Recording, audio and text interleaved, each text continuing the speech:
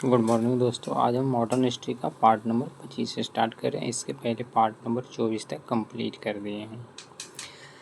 देखिए यहाँ से स्टार्ट करते हैं। 13 अप्रैल 1919 में लोगों ने जलियांवाला बाग में सभा के समय जनरल ओडायर ने बिना चेतावनी के गोली चलाने के आदेश दे दिए। और ये जगह कहाँ था? तो अमृतसर था। जगह कहाँ था? तो अमृतसर था। कहता जल्दी नामक व्यक्ति की यह जमीन थी। जो जलियांवाला बाग था वो किसकी संपत्ति थी? तो जल्दी नामक व्यक्ति की यह जमीन थी। नोट पॉइंट में कहते उस समय जनरल ओडायर पंजाब का गवर्नर था। उस समय जनरल ओडायर क्या था? पंजाब का गवर्नर था। उस समय चेम्सफोर्ड भारत का वायसराय था। अगर गवर्नर पूछेगा तो जनरल ओडायर गवर्नर था पंजाब का, और जो वायसराय था वो कौन था? लॉर्ड चेम्सफोर्ड था। कहता उधम सिंह 1940 में ब्रिटेन में जनरल ओडायर की हत्या कर दिया। क्योंकि जलियांवाला बाग जो हुआ था इसमें इतने लोगों की हत्या हुई थी, इसका बदला लेने के लिए उधम सिंह ने 1940 में ब्रिटेन में जाकर जनरल ओडायर की हत्या कर दी। तो जलियांवाला बाग कांड पर जांच आयोग बैठा। कौन सा आयोग था? तो हंटर आयोग। पूछेगा कि हंटर आयोग किसके लिए था? तो जलियांवाला बाग कांड के जांच के लिए था। इसमें सदस्य कौन कौन थे? तो चिम्मन लाल, शीतलवाड़, सुल्तान अहमद, जगत नारायण, ये सब क्या थे? हंटर आयोग के सदस्य थे। तथा इसमें 379 लोग मरे थे। ये जांच जो बैठाया गया था इसमें खुलासा हुआ कि इसमें 379 भारतीय लोगों की मौत हो गई। मदन मोहन मालवीय कहता मालवीय आयोग के सदस्य। एक तो हंटर आयोग बना और दूसरा जो है भारतीय लोग अपना आयोग बनाए जिनका नाम था मदन मोहन मालवीय आयोग। और इनके सदस्य थे केलकर थे, मोतीलाल नेहरू थे, महात्मा गांधी थे, CR दास जिसको चित्तरंजन दास बोलते हैं, बदरुद्दीन तैयब जी, MR जयकर, ये सब क्या थे? जो मालवीय आयोग बना था उसके सदस्य थे। कहता है मदन मोहन मालवीय भारतीय कमीशन के अध्यक्ष थे। भारतीय कमीशन के अध्यक्ष कौन थे? तो मदन मोहन मालवीय। और इन्हीं का नाम पर ये आयोग बना था, मालवीय आयोग। किसकी जांच के लिए? तो जलियांवाला जो बाग हत्याकांड हुआ था इसी के जांच के लिए। महामना की उपाधि गांधी जी ने मदन मोहन मालवीय जी को दिए। और महामना की उपाधि गांधी जी ने किनको दिए थे? मदन मोहन मालवीय को। देखिए प्रथम विश्व युद्ध कब हुआ था? 1914। किसके बीच हुआ था? ब्रिटेन और जर्मनी के बीच। तो तुर्की सहयोग कर रहा था जर्मनी का। तुर्की जो है सहयोग कर रहा था जर्मनी का। तुर्की किसका सहयोग कर रहा था? जर्मनी का। तुर्की सहयोग कर रहा था जर्मनी का। देखिए खिलाफत आंदोलन कहता है नोट तुर्की इन दोनों के बीच में आ जाता है। जब इसका सहयोग तुर्की करने लगा जर्मनी के, तो ब्रिटेन क्या किया कि इसको ले लिया, तुर्की को सताना स्टार्ट कर दिया, क्योंकि जर्मनी का क्या कर रहा था? ये सहयोग कर रहा था। तुर्की इन दोनों के बीच में आ जाता है, यहाँ चलाता है बीच में, ब्रिटेन और जर्मनी के बीच में तुर्की आ जाता है। मुस्तफ़ा कमाल पाशा जो कि तुर्की में नई सरकार बनी थी, नई सरकार बना था उस समय, उसका नेता जो था मुस्तफ़ा कमाल पाशा था। खलीफा पद क्या किया था? समाप्त कर दिया था। पहले खलीफा का पद हुआ था तुर्की में, उसको क्या किया? समाप्त कर दिया। किसने समाप्त किया? तो मुस्तफ़ा कमाल पाशा ने। तथा जब विश्व युद्ध समाप्त हुआ तो ब्रिटेन ने तुर्की में खलीफा पद को समाप्त कर दिया। ब्रिटेन क्या किया? जब विश्व युद्ध समाप्त हुआ तो ब्रिटेन ने तुर्की में खलीफा पद को समाप्त कर दिया।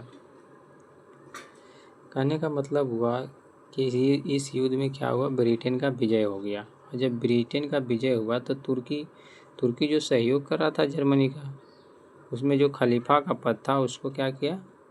ब्रिटेन ने समाप्त कर दिया। इसके बाद देखिए 1919 खिलाफत आंदोलन का था, मुस्लिम द्वारा चलाया गया आंदोलन था। 1919 का जो खिलाफत आंदोलन था उस किसके द्वारा चलाया गया था? तो मुस्लिम द्वारा चलाया गया था आंदोलन था।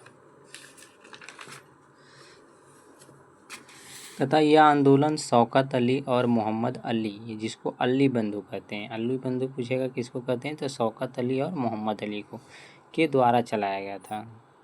खिलाफत आंदोलन किसके द्वारा चलाया गया था? तो शौकत अली और मोहम्मद अली, जिसको अली बंधु के कहते हैं। इसका नेतृत्व महात्मा गांधी ने किया था। खिलाफत आंदोलन जो हुआ 1919 ईस्वी में, इसका नेतृत्व किसने किया था? महात्मा गांधी ने। कहता यह तुर्की में खलीफा पद को हटाने के लिए हुआ था। यह आंदोलन किसके लिए हुआ था? तो तुर्की में खलीफा पद को हटाने के लिए।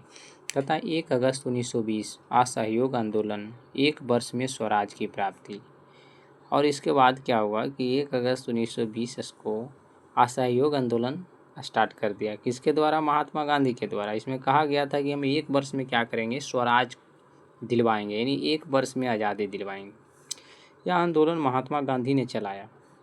1907 ईस्वी में सूरत अधिवेशन हुआ। सूरत अधिवेशन में क्या हुआ कि मुस्लिम लीग प्लस कांग्रेस दोनों क्या हुआ? अलग हो गया। 1907 में जो सूरत अधिवेशन हुआ उसमें मुस्लिम लीग और कांग्रेस क्या हुआ? अलग हो गया। फिर देखिए 1916 लखनऊ अधिवेशन हुआ। इसमें क्या हुआ कि मुस्लिम लीग प्लस कांग्रेस यानी गरम दल प्लस नरम दल दोनों एक हो गए। मैंने 1907 में सूरत अधिवेशन में क्या हुआ? दोनों अलग हो गए, और 1916 में जो लखनऊ अधिवेशन हुआ उसमें दोनों एक हो गए, मुस्लिम लीग और कांग्रेस, यानी गरम दल और नरम दल। इसके बाद देखिए 1 अगस्त 1920 को बीजी तिलक यानी बाल गंगाधर तिलक की मृत्यु हो गई। ये जो बात महात्मा गांधी बोले थे, ये हम 1 वर्ष में स्वराज प्राप्ति करेंगे, तो ये बात को जो है बीजी तिलक नहीं मान रहे थे। बोल रहे थे ये सब आंदोलन नहीं कीजिए, इससे बहुत ज़्यादा नुकसान होगा। लेकिन महात्मा गांधी जिद्दी टाइप के व्यक्ति थे, जो कह देते थे वो करते थे, और इसी के आहत में आकर बीजी तिलक की मृत्यु हो जाती है। असहयोग आंदोलन के पक्ष में नहीं थे, क्योंकि ये असहयोग आंदोलन के पक्ष में नहीं थे, ऐसा आंदोलन नहीं चाह रहे थे कि चले। तो 1 अगस्त 1920 को बीजी तिलक की क्या होता है? मृत्यु हो जाती है। जिस दिन असहयोग आंदोलन स्टार्ट होने वाला था उसी दिन क्या होता है? इनकी मृत्यु हो जाता है। कहता असहयोग का मतलब अंग्रेजों के सहयोग के बिना, माने इसमें अंग्रेज का कोई भी सहयोग नहीं चाहिए हमको। उस समय ही कपड़ा जलाया गया था अंग्रेज का जितना भी था। अंग्रेज के स्कूल में जो भी पढ़ने के लिए जाते थे भारतीय, उसको मना किया गया था कि उसका स्कूल में नहीं जाया जाए। तथा महात्मा गांधी कहा कि मैं 1 वर्ष में स्वराज दिला दूंगा। महात्मा गांधी ने कहा था असहयोग आंदोलन में, जो कि 1 अगस्त 1920 को हुआ था, उसमें कहा था कि मैं 1 वर्ष में स्वराज दिला दूंगा। नोट पॉइंट में कि 1922 ईस्वी में महात्मा गांधी की गिरफ्तार हुए, और 1922 में क्या होता है कि महात्मा गांधी गिरफ्तार हो जाता है, यानी जेल हो जाता है 6 वर्ष के लिए। लेकिन 1924 में ही क्या हुआ? रिहा हो गया। 6 वर्ष के लिए होता है, लेकिन 1924 में ही क्या करता है? इसको रिहा कर देता है। कहता है 5 फरवरी 1922 में चौरा चौरी की घटना गोरखपुर में हुई। इस समय महात्मा गांधी बारदौली में थे। कहाँ थे? बारदौली में चौरी चौरी की घटना हुआ था। कहता है इस घटना में 22 अंग्रेज को भारतीयों ने जिंदा जला दिया। इस घटना में क्या हुआ कि 22 अंग्रेज को भारतीयों ने क्या किया? जिंदा जला दिया, और एक कमरे में, वो भी एक कमरे में। कहता है 12 फरवरी को महात्मा गांधी असहयोग आंदोलन को समाप्त किया। किसके कारण? क्योंकि ये हिंसात्मक हो गया था। इसमें 22 अंग्रेज क्या होंगे? अंग्रेज को भारतीयों ने जिंदा जला दिया था, और जो महात्मा गांधी थे वो अहिंसा के पुजारी थे, इसलिए चाह रहे थे कि हमारा आंदोलन तभी होगा जब इसमें हिंसा नहीं होगा। लेकिन यहाँ हिंसा हो गया था, इस कारण से महात्मा गांधी को असहयोग आंदोलन समाप्त करना पड़ा। थैंक यू दोस्तों। उसके बाद हम कल नेक्स्ट पार्ट 26 से स्टार्ट करेंगे। ओके।